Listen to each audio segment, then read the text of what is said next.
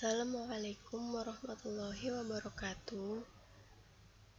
Dalam praktikum dasar pemrograman 1, pertemuan keempat akan membahas mengenai makro VBA pada Microsoft Excel. Pengertian yang pertama terdapat pengertian makro. Makro Excel dapat diartikan sebagai program yang berisi rangkaian perintah untuk mengatur beberapa aspek sehingga pekerjaan menjadi lebih mudah dan efisien. Bahasa pemrograman yang digunakan dalam makro Excel adalah Visual Basic for Application atau disingkat menjadi VBA.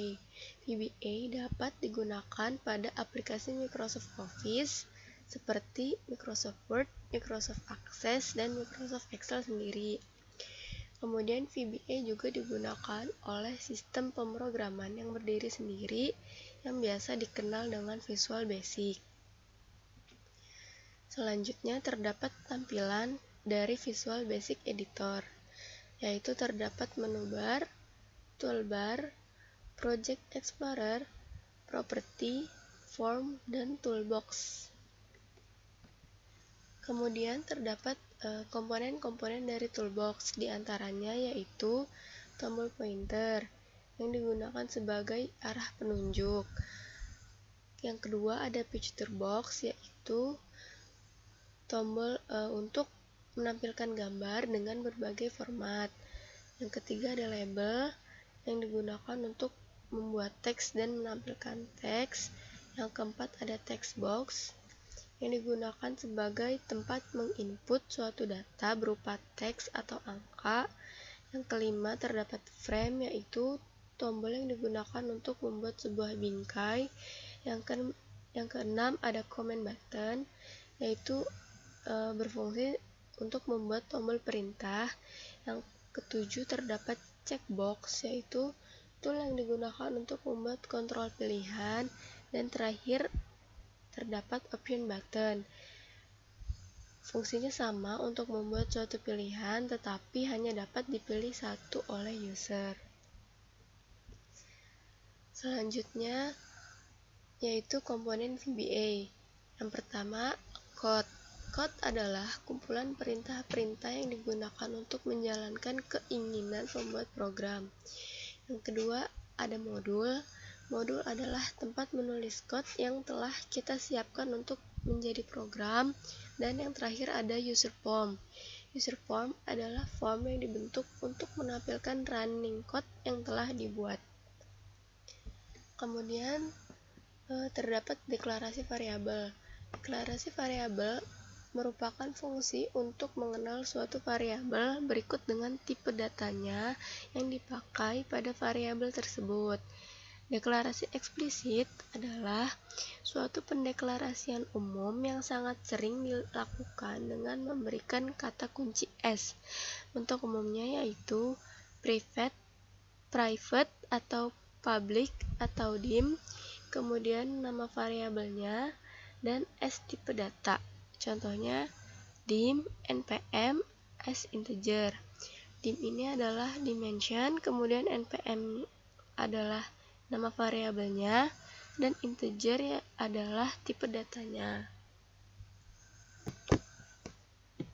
Langsung saja di sini saya akan menjelaskan bagaimana cara membuat makro Excel.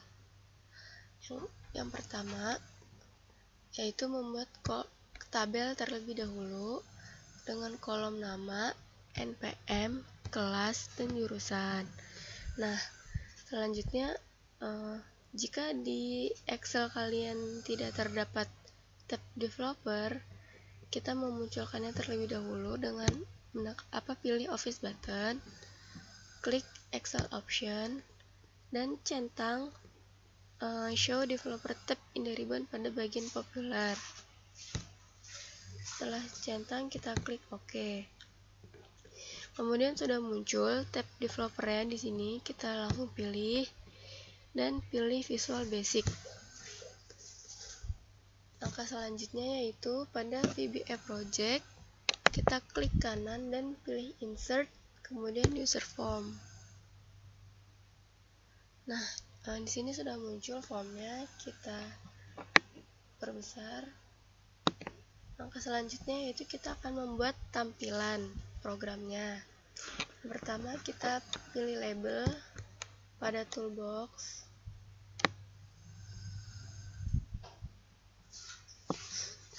Kita buat label ini sampai 4 kali.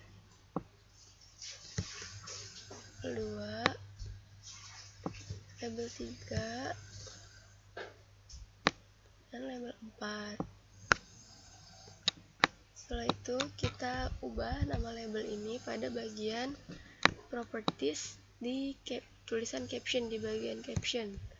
Label 1 dirubah menjadi nama, label 2 menjadi npm, label 3 dirubah menjadi kelas, dan label 4 dirubah menjadi jurusan. Nah, kemudian kita masukkan text box pada toolbox. Untuk text box, pilih atau masukkan sebanyak 4 kali juga. 2,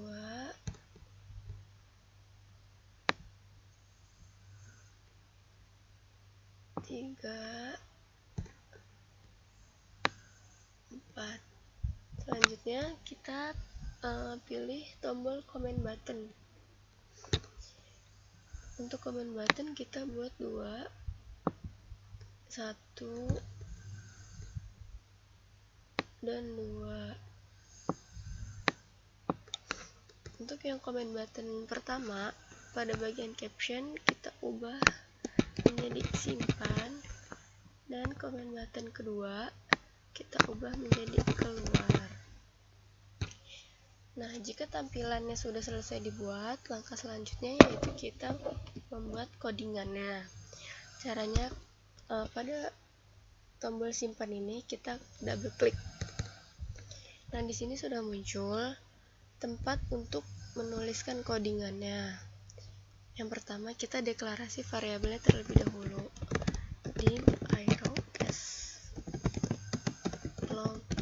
Nah, arrow di sini adalah nama variabel yang akan saya buat, yaitu berupa baris, karena kita akan menampilkan data pada tabel ini berbentuk baris. Kemudian dim ws worksheet. Nah, ws ini adalah variabel dari worksheet-nya, yaitu singkatan dari worksheet. Supaya lebih mudah, saya bikin nama variabelnya ws. Kemudian set ws sama dengan worksheet sheet 1. Nah, kenapa sheet 1? Karena kita tabel yang dibuat berada pada sheet 1. Kemudian arrow sama dengan ws.cells rows count, 1 and text up.row plus 1. Fungsi codingan ini yaitu saat nanti kita menampilkan datanya atau memasukkan datanya, dia akan otomatis bertambah pada baris-baris selanjutnya. Setelah itu ws.cells arrow, 1.value,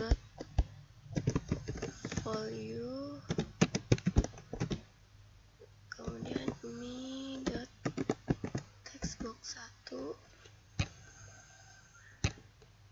textbox 1.value. Nah, ini value-nya ada dotnya ya, dot value. Nah, codingan ini berarti letak di mana kita akan menampilkan datanya. Arrow ini adalah variabel barisnya, dan 1 ini adalah kolomnya. Yang pertama ini nama berada di kolom ke-1, maka kita masukkan ini koma 1. Setelahnya kita copy paste aja sebanyak 4 kali. Nah, yang ini kita ganti, berarti untuk npm berada kan di kolom 2 dan text box 2. Untuk kelas berada di kolom ketiga dan text box 3. Untuk jurusan berada di kolom 4 dan text box 4.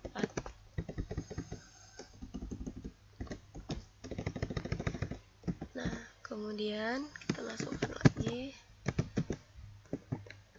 text box 1 sama dengan kutip. Ini juga kita kopas aja.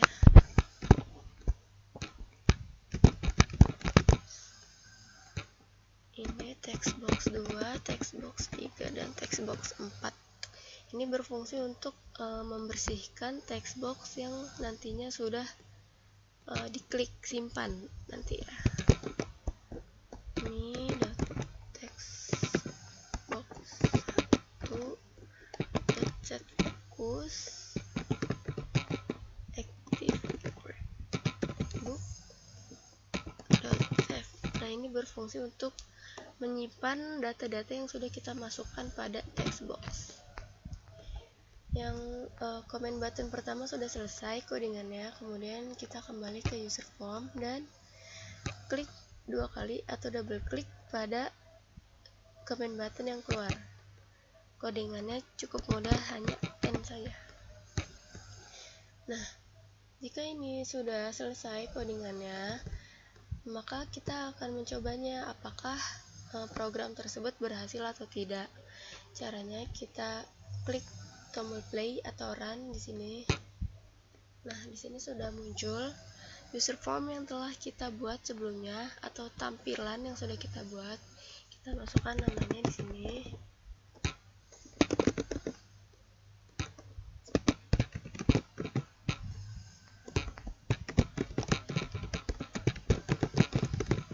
Nah, seperti ini kita klik simpan.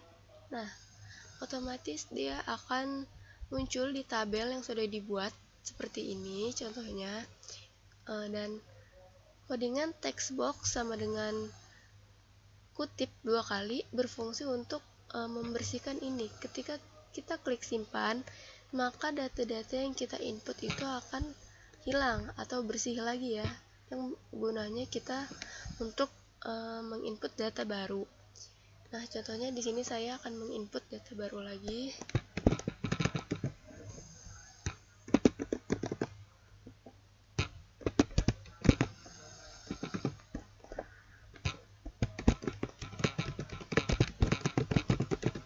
Kita klik simpan lagi dan seperti ini.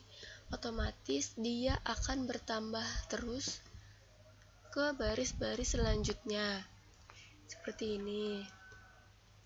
Kemudian jika sudah, kita bisa klik keluar di sini. Nah, akan keluar dari tampilan user form tersebut. Sekian penjelasan mengenai makro VBA pada Microsoft Excel yang dapat saya jelaskan. Kurang lebihnya mohon dimaafkan. Wabillahi taufiq wal hidayah. Wassalamualaikum warahmatullahi wabarakatuh.